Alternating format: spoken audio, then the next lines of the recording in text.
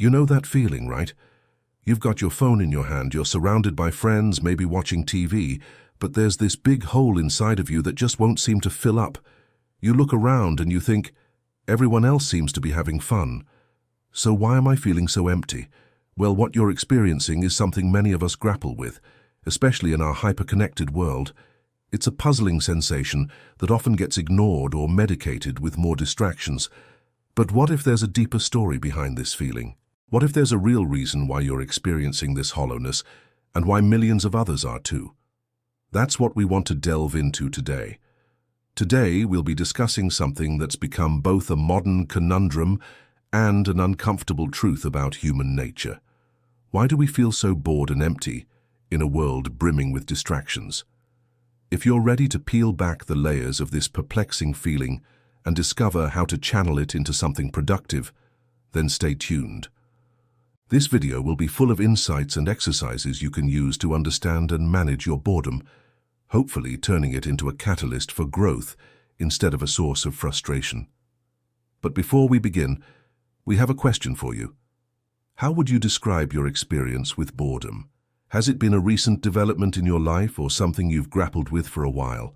Share your thoughts in the comments below. Your experiences might resonate with someone else who's going through the same thing. So let's kick this off with a little introspection. When you hear the word bored, what comes to mind? For many, it conjures up images of idle hands and restless minds, of hours spent scrolling with no apparent purpose. But boredom isn't merely a state of mind. It's a psychological signal, a signal that something isn't quite right. You might be going through the motions of daily life, working, eating, sleeping, but these tasks are just that. Tasks. They've lost their flavor, their zest. Think back to a time when you were truly engaged in something, so absorbed that you lost track of time. You were neither bored nor lonely. You were just there, fully present in the moment. Boredom arises when that sense of presence is lost, when we're detached from the task at hand or the world around us. We're mentally checked out, even if physically present. And in this state of detachment, we seek distractions. We reach for our phones, open social media apps, and start scrolling. But have you ever noticed that after the initial hit of dopamine fades away, you feel empty again? It's like a temporary escape that doesn't address the root cause of your feelings. You're still disengaged, still seeking that elusive sense of connection. You're still battling boredom. Now, this is where things get really interesting. Psychologist Daniel Gilbert and his colleagues have found that the key to understanding boredom lies in the interaction between your goals and your environment. Imagine you're playing a video game. You set a goal, let's say level up. Now, if you're making steady progress towards this goal, you're engaged, you're not bored. But what happens when you hit a wall? When the game seems to offer no further challenge, no new levels to unlock, boredom sets in. You're stuck, and this feeling of being stuck applies to many aspects of our lives. When our goals and environment don't stimulate us, when they don't offer enough challenge or reward, boredom creeps in. Think about your daily life. Are your goals too easy, offering no real challenge? Or has your environment become too familiar, lacking any element of surprise? These questions are crucial because they pinpoint the sources of your boredom. It's not just about having goals, it's about the match between those goals and your environment. As social psychologist Ron Friedman points out, our relationship with boredom is subjective and contextual. What bores one person might engage another. It all depends on the alignment between our goals and the tasks at hand. This is why sometimes a task we find boring can suddenly become captivating when we introduce a new goal or change the environment. A perfect illustration of this is a study conducted by psychologists Ron Friedman and Andrew Elliott. They recruited participants and asked them to complete a series of simple tasks. One group was told these tasks were part of a job interview, while the other group saw them as mere filler tasks that wouldn't affect their chances of getting hired. Guess which group was more engaged? The group that saw the tasks as part of a job interview, even though both groups were doing the exact same thing. This shows that our perception of tasks changes dramatically based on how we frame them in terms of our goals. In other words, the secret to combating boredom isn't necessarily changing your environment or the tasks themselves, but changing your perspective on them, infusing them with meaning or challenge. This reframing can turn a mundane task into a stimulating one, aligning your goals with your environment in a more engaging way. But now, let's shift gears and explore a concept that's often overlooked when we talk about boredom: the role of meaning. You might be thinking, I'm surrounded by people, I've got plans for the weekend, I'm technically not alone, and yet there's this void inside me. This is where the idea of meaninglessness comes in. Philosopher Albert Camus once said, "In the midst of life, we often forget that we're not living, we're merely existing." This resonates deeply with the experience of many. In a world filled with distractions, it's easy to go through the motions, to exist without truly living. You wake up, work, eat, sleep, repeat. Each day blurs into the next, and you're left wondering where the time is going and why you're not feeling fulfilled. This feeling isn't just about being bored with your routine. It's about feeling disconnected from your purpose, your values, your passions. It's the feeling of not truly understanding why you're here or what you're striving for. The philosopher Viktor Frankl, who survived the horrors of World War II, argued that finding meaning in life is essential for survival and happiness. He believed that each person must discover their unique reason for being. This could be a religious faith, a creative pursuit, or a personal code of ethics.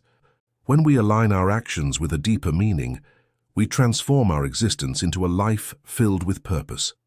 This meaning doesn't have to be grand or all-encompassing. It can be as simple as making someone smile or completing a task that aligns with your values. The key is that it must be personally resonant, something that speaks to your unique perspective and aspirations. But here's the crucial point. Meaning isn't something you find. It's something you create.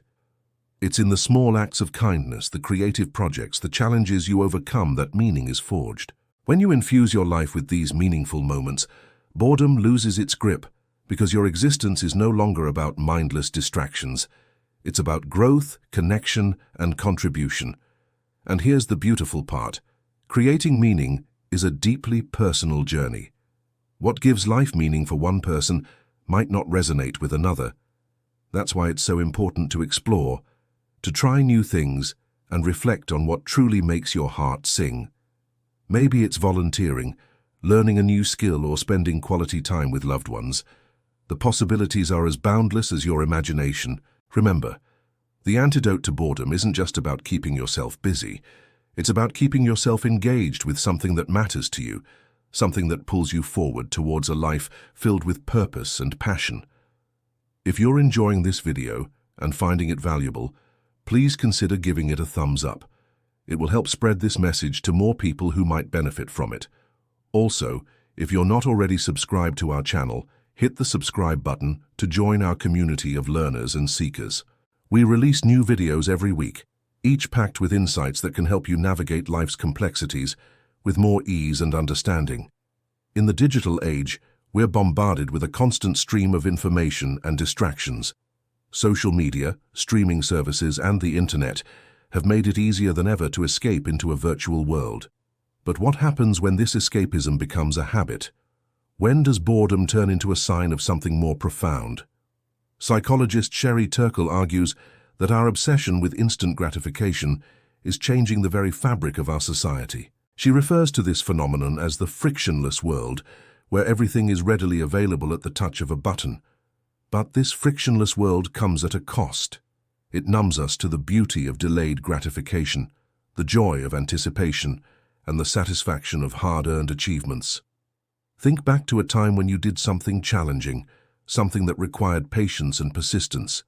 When you finally achieved your goal, wasn't the feeling of accomplishment far more rewarding than any instant gratification? The problem with our frictionless world is that it eliminates the space for these meaningful challenges. It offers only instant pleasure, which creates a vicious cycle. The more we indulge in instant gratification, the less equipped we are to handle boredom, which in turn leads to a constant craving for the next hit of instant pleasure. So how do we break free from this cycle? How do we navigate the challenges of our hyperconnected world without succumbing to its pitfalls? The answer, paradoxically, lies in embracing simplicity, in disconnecting from the noise and reconnecting with ourselves. This might mean setting aside specific times of the day to disconnect from your phone, or to engage in activities that don't involve screens. It's about creating friction in your life, not in the form of resistance, but as a catalyst for growth.